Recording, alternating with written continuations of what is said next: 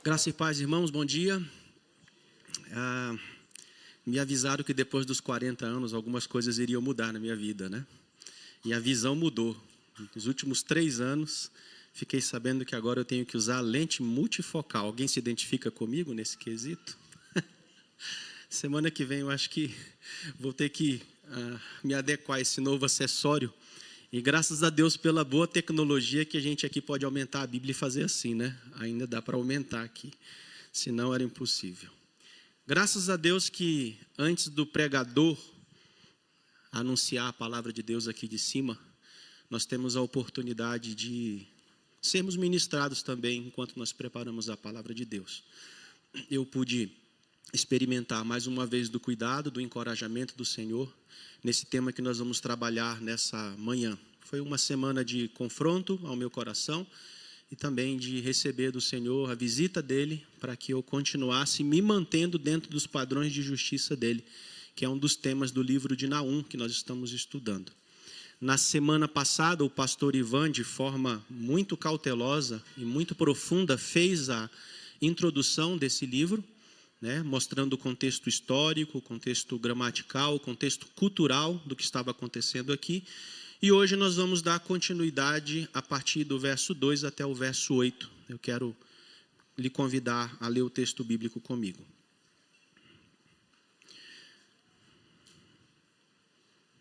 O Senhor é Deus zeloso e vingador.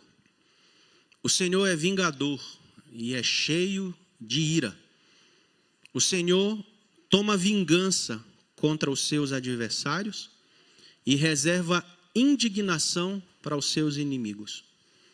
O Senhor, ele é tardio em irar-se, mas grande em poder e jamais inocenta o culpado. O Senhor tem o seu caminho na tormenta e na tempestade, e as nuvens são o pó dos seus pés. Ele repreende o mar e o faz secar, e mingua todos os rios. Desfalecem Bazã e o Carmelo, e a flor do Líbano se murcha.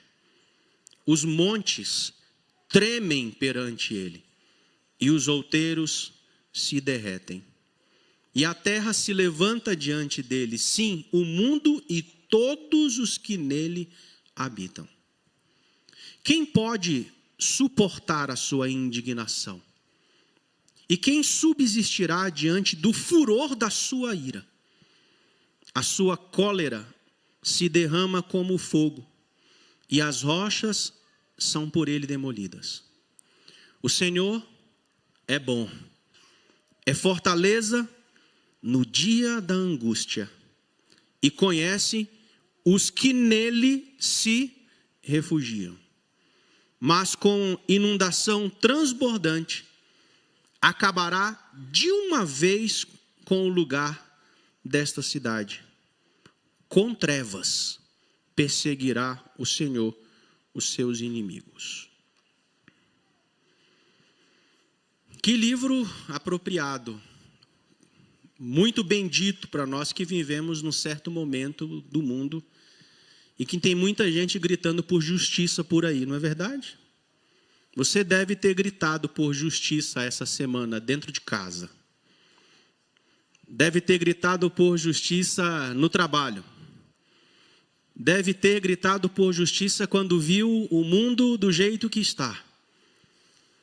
Talvez esse livro de Naum seja um daqueles livros que a gente precisa ler e reler todos os dias, várias vezes, para nos manter animados e dentro dos padrões da justiça de Deus, até que Jesus volte e venha, enfim, manifestar de forma plena a sua justiça, porque ele virá e fará isso.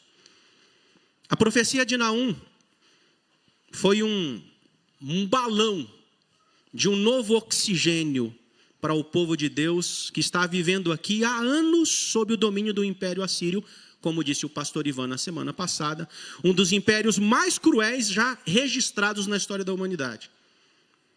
Então imagine o que significa o povo de Deus ouvir essa profecia diante desse império cruel. Acredite, mas a turma do perdeu o mané é fichinha perante as atrocidades que o povo de Deus já viveu na história. É fichinha. Os abusos econômicos, os abusos sociais, os abusos físicos, psicológicos, os abusos religiosos daqueles que falam em nome de Deus, mas agem bem diferente dele, não são novidade alguma em um mundo que sofre com a sensação de injustiça desde que o pecado entrou nele. Então, o que nós estamos vendo diante do mundo não é novidade. Nos assusta, nos preocupa, mas não deve nos deixar desesperados. Naum vai trazer para a gente nessa manhã bons e animadores motivos para continuarmos crendo. Que da mesma forma que o Senhor iria reduzir ao pó o maquiavélico império assírio, Ele vai também reduzir ao pó todo aquele que se levantar contra Ele e contra o seu povo. Eu espero que eu e você não estejamos do lado de lá. Que Deus tenha misericórdia de nós. Para isso, Naum começa trazendo nada mais, nada menos que as credenciais de Deus. O texto é muito claro. Basta você ver do verso 2 ao verso 8. Basta você lembrar o que nós cantamos. Muito obrigado pelo cuidado na escolha com as músicas. Cantamos sobre os atributos de Deus. Cantamos sobre as credenciais de Deus. E quando nós cantamos a palavra, eu tenho certeza que o coração de vocês já foi ministrado por essas verdades nessa manhã. Aquelas credenciais que nos abrem os olhos espirituais para uma dimensão espiritual, quando muitas vezes nos vemos reduzidos a uma dimensão terrena. Não é assim que a gente se vê diante de situações de injustiça? Vemos só aqui, enquanto o Senhor vê um conjunto completo. O Senhor vê por uma perspectiva espiritual e nós vemos muitas vezes por uma perspectiva terrena. Aquelas credenciais que, hora ou outra, precisamos pregar para o nosso coração, para voltarmos a ficar concentrados na história a partir de Deus e não na história a partir de nós. Quantas vezes nós nos desconcentramos essa semana, esquecendo aquilo que ouvimos ainda na semana passada, que Deus controla tudo e todos. Aquelas credenciais que vão reanimar o nosso pulso espiritual, para vivermos as demandas terrenas de um mundo caído, mas que em breve será plenamente restaurado. Aquelas credenciais que vão nos lembrar que nós não somos o povo do luto, como muitos disseram nas eleições passadas e as eleições próximas estão chegando. Nós não somos o povo do luto. Não somos. Por uma perspectiva espiritual, nós somos o povo da ressurreição.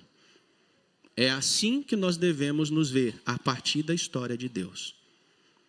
Nós não somos o povo do luto, somos o povo da ressurreição.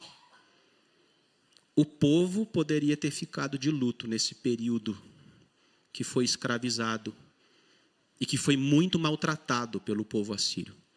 Mas eles tiveram, através dessa profecia, uma oportunidade de serem relembrados de quem era Deus. Naum não apresenta aqui qualquer credencial, tá, irmãos? Como o que nós cantamos aqui não é qualquer coisa. Ele apresenta as credenciais do Senhor do universo. Aquele que, como diz Daniel, é quem muda o tempo e as estações. Aquele que remove reis, estabelece reis. Credenciais que vão nos manter animados e seguros dentro do padrão de justiça de Deus até que Ele venha. Primeira credencial que Ele mostra no texto, está escrito aí na sua frente, é que Ele é um Deus zeloso. Verso 2 diz, o Senhor é Deus zeloso, tem um complemento aí, e vingador. Forte essa palavra? Causa temor e tremor no meu e no seu coração. Ele diz que Ele é cheio de ira. O Senhor toma vingança contra os seus adversários e reserva indignação para os seus inimigos. Por isso que eu disse para você, tomara que eu e você não estejamos do lado de lá, estejamos do lado do Senhor, dos amigos de Deus. Irmãos, pensar na verdade bíblica que Deus é um Deus zeloso é uma bênção para nós. Sabe por quê? Porque ela nos coloca na expectativa certa de que quando Deus se vinga sobre aqueles que agem injustamente, Ele faz isso para preservar e manifestar a glória do seu nome. Esse é o objetivo maior. Não é necessariamente por sua causa e nem por minha causa. Deus, quando se apresenta como um Deus zeloso e vingador, Ele quer manifestar e preservar a glória do seu nome em qualquer situação. É como se o Senhor dissesse, parafraseando aqui, eu vou mostrar quem manda aqui. É como se o Senhor dissesse, eu vou mostrar quem de fato controla tudo e todas as coisas. Já pensou ouvir isso do Senhor? Ele fez isso com Nadab e Abiú, lembram? Levítico 10, quando a turma foi lá e ofereceu fogo estranho, o que o Senhor falou? Eu vou preservar e manifestar a minha glória, para que todos vejam que eu sou santo. Foi isso que Ele fez. E o Deus do Antigo Testamento é o mesmo do Novo Testamento. Ele fez isso com quem tocou de forma errada na arca, lembra? Consumiu o cidadão. Ele fez isso com Nabucodonosor, o grande governador do Império Babilônico, o grande estrategista, aquele que entendia de tudo, aquele que achava que dominava todos e tudo. Ele o humilha como um animal. Ele fez isso com Moisés, ao não deixá-lo entrar na terra prometida. Ele fez isso com vários personagens bíblicos. Ele fez isso com o Império Assírio aqui. Ele fez isso com o Império Babilônico, ele fez isso com o Império Medo-Persa, ele fez isso com o Império Grego, com o Império Romano, e vai continuar fazendo a fim de mostrar que o nome dele é santo.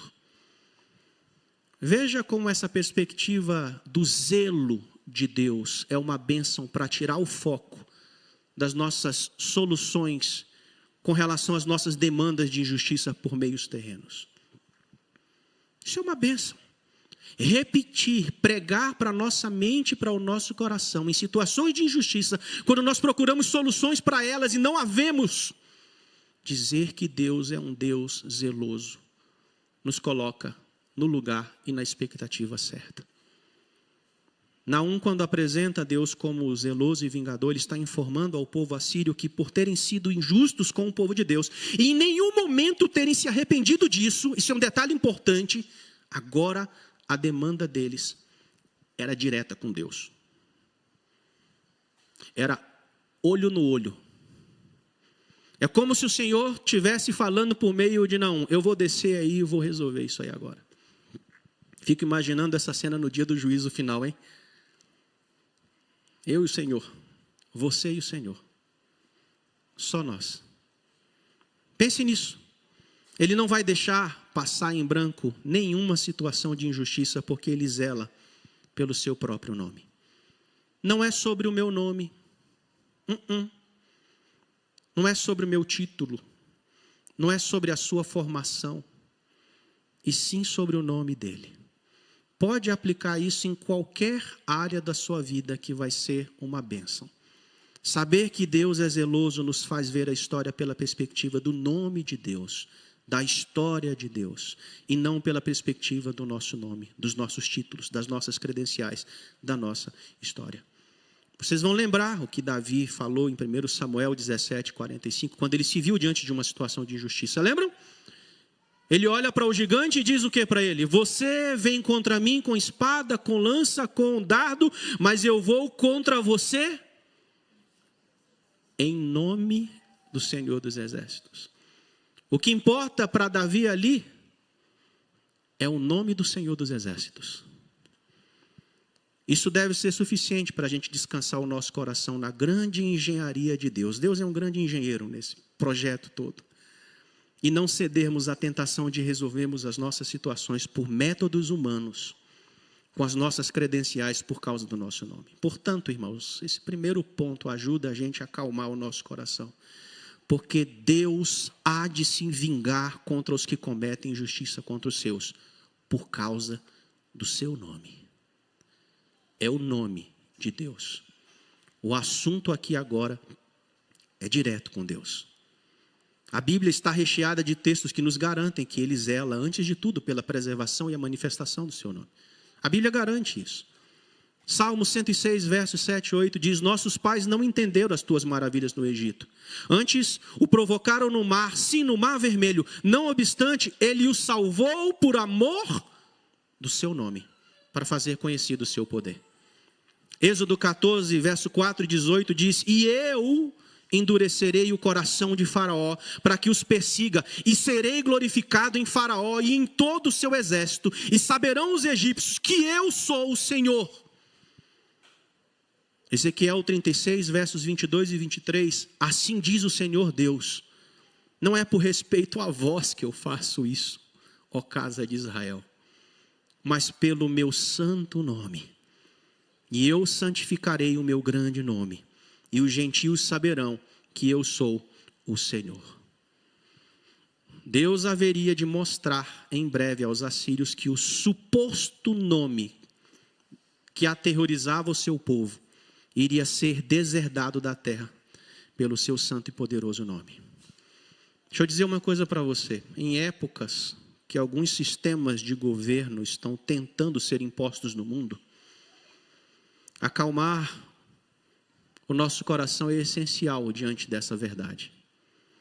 Nenhum desses sistemas, irmãos, prevalecerá sobre o sistema do governo de Deus. Coloca isso na sua mente e no seu coração.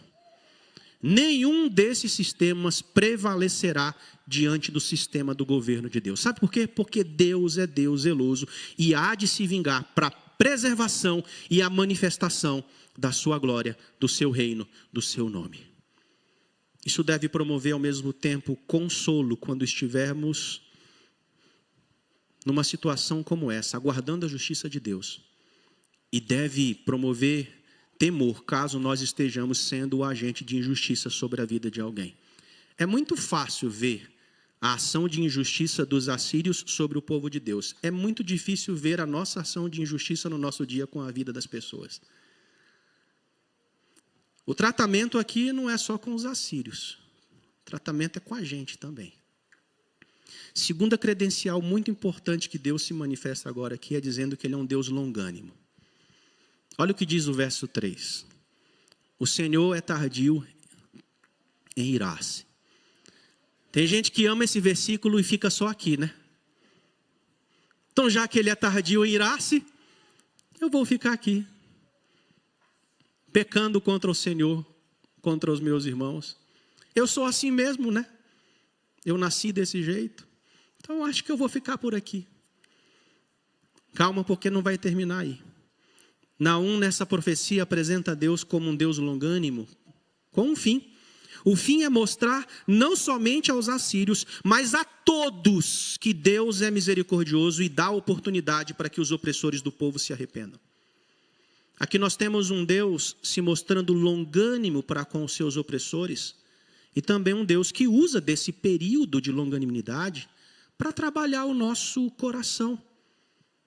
Há também a ser longânimo na espera da justiça de Deus. Muitas vezes, por não termos esse conceito bíblico de longanimidade, o que a gente faz diante de situações de injustiças que a gente espera por uma resposta há anos? A gente se angustia, não é? Tem hora que a gente se fecha até mesmo para pregar o evangelho àqueles que fazem injustiça contra nós. Irmãos, se Deus é longânimo com os assírios, quem somos nós para não sermos longânimos com os nossos opressores? Eu não estou dizendo ser conivente com o pecado deles, mas nós somos o povo da reconciliação, nós somos o povo da pregação da palavra. Muitas vezes nós nos fechamos e não oramos pelas pessoas que nos perseguem. Isso não é bíblico, concordam comigo? Somos nós que temos a oportunidade de orar em nome de Jesus por essas pessoas e muitas vezes nos fechamos. Isso serve para o marido, para a esposa, para os filhos, para o teu chefe. Assim como Deus é longânimo, nós somos chamados a ser também. A longanimidade de Deus aqui Gosto muito de pensar nesse objeto, é como aquele elástico. Sabe elástico que você vai esticando, esticando, esticando, esticando, mas chega um momento que ele perde a tensão e não volta mais? A longanimidade de Deus é como aquele elástico que ele vai deixando esticar para que todos se voltem a Deus, se arrependam de seus pecados e sejam salvos das suas injustiças. Muitas vezes nós queremos que Deus seja longânimo conosco, mas não somos com os outros. Muitas vezes o nosso elástico da longanimidade é grande demais para nós e é muito curtinho para os outros. Nós só vamos conseguir ser longânimos em situações de injustiça se fomentarmos o nosso coração também com as verdades bíblicas sobre esse tema. Efésios 4, verso 2 a 6 diz: com toda a humildade e mansidão, com longanimidade, com longo ânimo, suportando-vos uns aos outros em amor. É qualquer amor? É amor sacrificial. O mesmo amor que Jesus apresenta lá no capítulo 13 de João, verso 1, quando ele disse assim: e ele os amou até o fim. Não, eu e você não vamos dar conta sozinhos. Nós precisamos primeiro nos confessar, pedir ajuda, pregar para o nosso coração. Uma vez só? Não, irmãos, todos os dias. Certamente o Senhor foi longânimo para com os assírios. Quando Nínive estava enchendo o cálice de sua transgressão, Deus enviou o profeta Jonas. Lembram disso? Deus teve misericórdia daqueles que não tinham misericórdia dos povos. Deus foi benigno com aqueles que eram cruéis. Deus retardou o seu juízo e enviou-lhe o seu perdão. Mas o arrependimento de Nínive não foi profundo o suficiente para manter a cidade violenta no caminho do quebrantamento. Eles se esqueceram de Deus. Arrependeram-se de seu arrependimento e continuaram a servir outros deuses e a oprimir outras nações. Em suma, eles desprezaram o elástico da longanimidade de Deus. Aqui cabe um alerta para nós também. Cuidado, para não estarmos fazendo o mesmo com os pecados que já se normatizaram na nossa caminhada. Esses são aqueles pecados que dizemos ao Senhor, a gente é sem vergonha a ponto de dizer isso. Só mais um pecado, Senhor. Só mais um. Eu prometo que vai ser o último. São os pecados que o Jerry Bridges, lá no livro Pecados Intocáveis, chama de socialmente aceitáveis. Cuidado. Porque o terceiro atributo, a terceira credencial aqui dele, que Naum nos traz, é que ele também é um Deus justo. Veja que Naum não para na metade do versículo.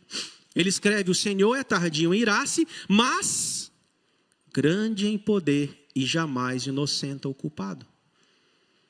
O Senhor tem o seu caminho na tormenta e na tempestade, e as nuvens são o pó dos seus pés. Ele repreende o mar e o faz secar, e mingua todos os rios. Desfalecem Bazã e o Carmelo, e a flor do Líbano se murcha. Ele diz que os montes tremem perante ele, e os outeiros se derretem, e a terra se levanta diante dele. Sim, o mundo e todos os que nele habitam. Naum está dizendo aqui que o Senhor é longânimo, mas ele é justo. Que ele se vinga daqueles que não se arrependem, e que ele disciplina aqueles a quem ama. Ele demonstra sua justiça no verso que nós acabamos de ler, primeiro por meio do seu poder.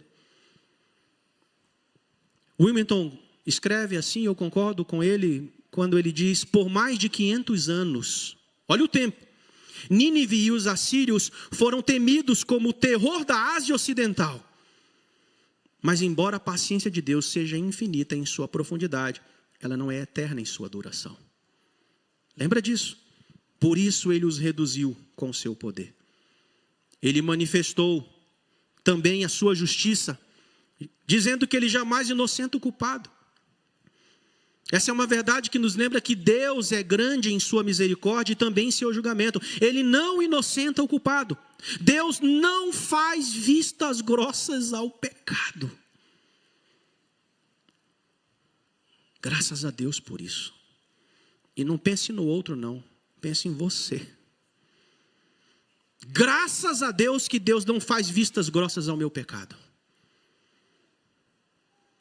A vingança de Deus vem sobre o culpado de forma rápida, repentina, misteriosa e terrível. Naum reforça essa verdade ainda no verso 6, quando ele diz: quem pode suportar a sua indignação e quem subsistirá diante do furor da sua ira? A sua cólera se derrama como fogo e as rochas são por ele demolidas. Deus também manifesta a sua justiça, destacando a sua irresistibilidade ainda no verso 3. O Senhor tem o seu caminho na tormenta e na tempestade, e as nuvens são o pó dos seus pés. Aqui vemos que é impossível escapar daquele que faz da tormenta e da tempestade o caminho para exercer o seu juízo. Ninguém pode se ver livre daquele que transforma as nuvens como o pó dos seus pés. Ele também mostra a sua justiça ainda nos versos 4 e 5, evidenciando que todo o cosmos, toda a natureza se estremece diante dele. Ele diz: os montes tremem perante ele, os outeiros se derretem, e a terra se levanta diante dele, sim, o mundo e todos os que nele habitam. Irmãos, essa verdade nos abençoa porque nos lembra que se toda a criação se rende à justiça do Senhor, quem somos nós para não nos rendermos? Você já deve ter tido uma daquelas experiências maravilhosas de ter visitado o mar. Já ficou parado diante do mar, contemplando as obras da criação do Senhor? E ali o adorando pela imensidão do seu poder, pela sua criatividade? Já ficou diante de um momento esplendoroso do pôr do sol? Numa viagem que você talvez tenha visitado um cânion? Eu ainda não. Talvez um lugar que te encantou, um lugar que te fez parar e adorar o Senhor e se curvar diante dele. É isso que ele está dizendo aqui no texto. Leva até a gente aquela canção: as ondas atendem ao meu mandar. As ondas, hein? Sossegai e seja o encapelado mar, a ira dos homens, o gênio do mal, tais águas não podem naufragar, que leva ao Senhor, Rei do céu e mar. Pois todos ouvem o seu mandar, sossegai, sossegai, convosco estou para vos salvar. O que ele diz? Paz, paz, gozai. É isso que a gente canta quando a gente entoa o hino 102. Graças a Deus por isso. Fico imaginando a gente tentando ensinar Jesus como se acalma o mar. Ousadia da nossa parte, né? Tentando ensinar o Senhor Deus criar o universo e colocar o caos em ordem. Fica imaginando a gente fazer isso. É muito possível que nós fizemos isso essa semana. A gente precisa retornar para o nosso lugar, porque Ele há de se vingar para preservar e manifestar a glória do seu próprio nome. Por último, Ele é Deus bondoso, verso 7 e verso 8. Naum destaca que ao mesmo tempo que Deus é o terror dos seus inimigos, Ele também é o protetor do seu povo. Ele é o nosso papai. Ele é o nosso Abba Pai. Diz o verso 7, o Senhor é bom. Ele é fortaleza no dia da angústia. E um detalhe muito importante aqui no verso 7. Ele conhece por meio do relacionamento pessoal cada um daqueles que se refugiam nele. É importante esse detalhe. É importante ressaltar que o Senhor é bom, mas que Ele manifesta a sua bondade, oferecendo-se como fortaleza somente àqueles que se refugiam nele. Estou dizendo isso porque a nossa tendência natural em situações de injustiça é o quê? É não esperar nele. Numa sociedade veloz como a nossa, que a gente resolve o problema da nossa fome com um clique no iFood, parece que essa maneira de resolver problemas, ela vai se normatizando até no nosso jeito de lidar com os problemas gerais da vida. Não. A nossa tendência natural é muitas vezes de forma arrogante tentar ensinar a Deus como fazer justiça. Eu fico imaginando de novo a gente tentar dar conselhos para Deus. A nossa tendência natural, sabe qual é? É sair debaixo das cercas protetoras da poderosa mão dele. Essa é a nossa tendência natural. Talvez seja por isso que Pedro escreveu aos cristãos em perseguição por causa do evangelho. Humilhai-vos. Qual é a posição, irmãos? Debaixo da poderosa mão do Senhor. E em tempo oportuno, Ele vos exaltará. Lançando sobre Ele, como é que a gente faz isso? Lançando sobre Ele toda a vossa ansiedade. Então não adianta você dizer que não sofre com ansiedade. Tem alguma camada aí. Lançando sobre Ele toda a vossa ansiedade, porque Ele tem cuidado de vós. Parece que nós somos convidados a lembrar o que Ele tem feito no processo até aqui. E aí Ele diz, sede sóbrios e vigilantes. E diz ainda que o vosso adversário, que é o diabo, ele anda em derredor como leão que ruge procurando alguém para devorar. Então eu e você não precisamos ser ajudantes do diabo. Quando em situações de injustiça saímos debaixo da poderosa mão do Senhor, o que acontece com a gente? Nós perdemos a sobriedade. É ou não é? Nós buscamos justiça com as nossas próprias mãos e nos tornamos presas fáceis para o nosso inimigo. Tenha certeza disso. Já disse isso numa outra pregação e quero repetir para vocês aqui. Nós somos extremamente perigosos quando saímos debaixo da poderosa mão do Senhor. Nós somos extremamente perigosos quando nós saímos debaixo da poderosa mão do Senhor. O contrário também é verdade. Quando em situações de injustiça esperamos debaixo da poderosa mão do Senhor, quando corremos aos pés de Jesus na cruz, nós somos visitados pela presença dEle, recebendo assim proteção dEle e sobriedade para nos portarmos como Ele. Está aí a palavra dos próximos anos. Sobriedade. Vale a pena esperar a justiça de Deus em Deus.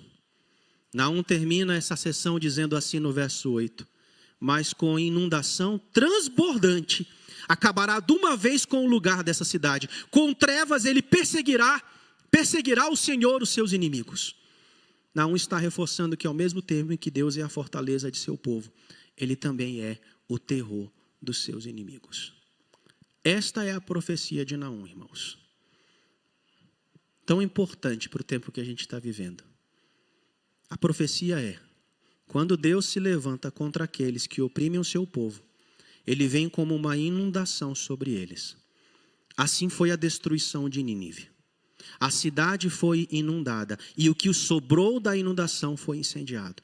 A cidade das trevas que destruiu os povos foi completamente arrasada e destruída. Sabe por quê? Porque Ele é Deus. Simplesmente porque Ele é Deus. Eu oro para que a compreensão que nós temos de Deus seja renovada na gente hoje. Seja aplicada às necessidades que nós estamos vivendo nesse momento e futuramente. Que essas verdades se aprofundem em nossos corações e nas nossas mentes. A fim de que os seus atributos de que Ele é zeloso, de que Ele é longânimo, de que Ele é justo e bondoso sejam suficientes para nos dar sobriedade, discernimento e perseverança para agirmos dentro do padrão da justiça de Deus, diante das situações de injustiça que ainda passaremos por aqui. E segundo o Salmo 96, verso 10, até que Ele, enfim, julgue a terra, julgue o mundo com justiça e os povos com a sua fidelidade. Amém.